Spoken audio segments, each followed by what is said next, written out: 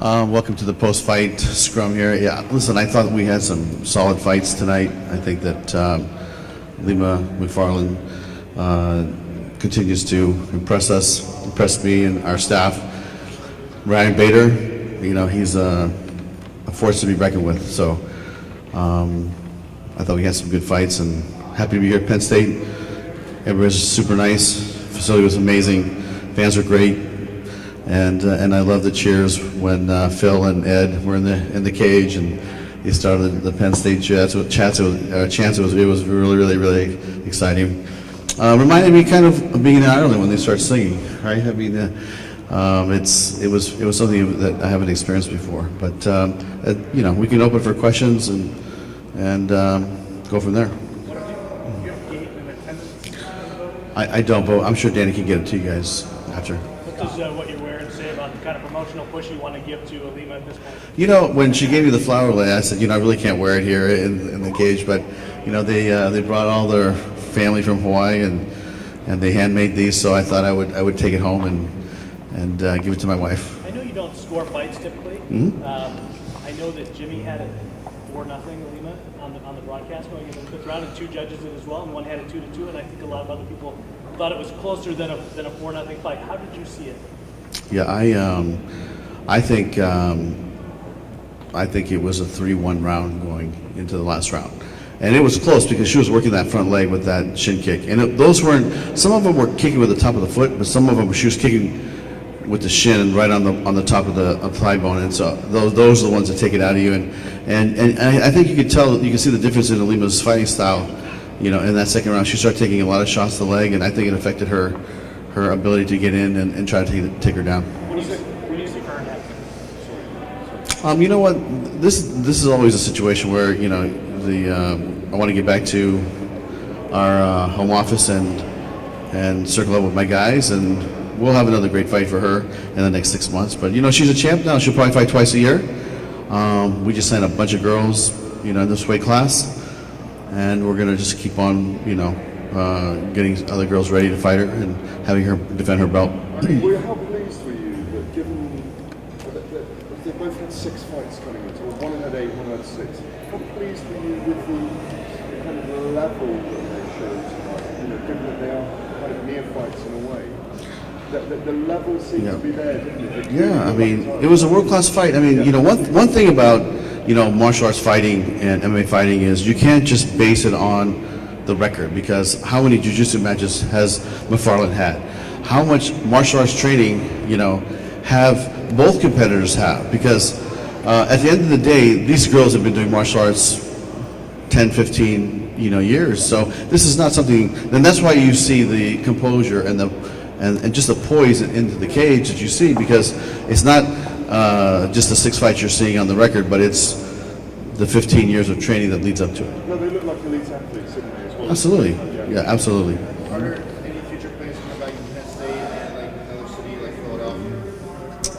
Philadelphia? As far as coming back to Penn State, we'd love to come back here. I think that Ed Ruth would probably love to fight here, and Phil as well. I think they both had solid performances. I think you see the development of Ed Ruth, and one thing about Ed is he can wrestle with anybody, obviously, and now he's trying to work his striking and block and working how to defend the leg kicks and the jiu-jitsu, and so every fight that he has is going to be a challenge for himself, and I thought he did a good job tonight, and Phil did what he had to do to win, so that's how I feel about those 2 fights. What did you think about Dom Mazzano's comeback from that big A.J. McKee head kick in his last fight, coming back strong tonight? Yeah, you know what? Unfortunately, I didn't see that fight tonight. Talk a little about Speedy Claxton. Did you see that fight? And I'm sure you saw at least the highlight of the knee. Yes, that fight is all over the place. It's gone viral. And I don't know what it is about knee strikes, but we have the Paul Daly knee strike against Brendan Ward. We have the MVP knee strike, and this one, I mean, it's a martial arts technique that's been used for thousands of years.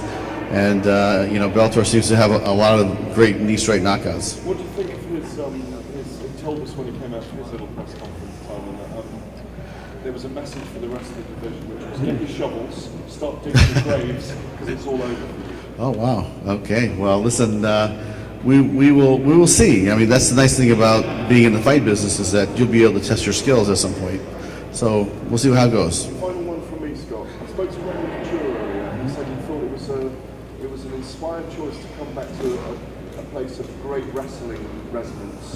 And he said because, you know, if you continue to do that in places where there is great kind of wrestling foundation, the young wrestlers who want to wrestle know that there is a career in MMA afterwards. There's nowhere for the guys to go after the amateur game. And is that part of your strategy going forward? You know, it wasn't really part of the strategy. What happened was the university reached out to us and said we would love to have Ed and Phil come compete here. Would you be willing to do a fight? And you know, it took about 6 or 8 months to make it happen because we were very busy, have a very busy schedule. But this fit perfectly, and it worked out perfectly. From here, we're going to Dublin for the fights next Friday, and then we're going to Tel Aviv in Israel from there. So it worked out perfectly, and it was great. And you know, to be at a prominent university like this, and this is a university that I grew up watching on TV and follow the football program, follow the wrestling program when it started becoming great. There's just a lot of great things happening here, and you know, I'm proud to be here as a promoter and to host a show here. What do you do next for Mr. Bader? I know that Clinton maybe wasn't necessarily the first choice for him to fight, but based on injuries and other things, that's how it worked out. But do you now go back to somebody like a Kimo or whatever? Yeah, I mean, I think Kimo is a natural choice, but you know, like I said, all these fights, what I love to do is I like to go back home, sit down with a team, because there's really a team of us that sit down and go over all the matches and put the fights together and put on the best fights that we can. So I call it reshuffling the deck, and we'll go back on Monday and reshuffle the deck and start making some more great fights. How did it be on a college campus? Was there any difference this week? I mean, it felt like fight week to me. You know, it felt like when you're around all the fighters and these guys are ready to go, and you know, you saw the production that we do. I think the production that Bellator does, and really it's all driven by Viacom and Spike TV, and you know, their commitment to mixed martial arts. It felt very much like a solid fight week for us, and you know, I think the fighters delivered. You know, at the end of the day, we put on the fights, but you know, they came out and they performed. So I'm proud of those guys and girls. Scott, I think at Bellator 185 you mentioned you'd have an update soon on the heavyweight title picture. Anything to bring to us? You know what? I don't have anything to give you right now, but we will shortly. Give me another week or so. I always say that, right? Give me another week or so. Maybe give me 2 weeks, and then we'll have something for you guys. Fair enough. Thank you, guys.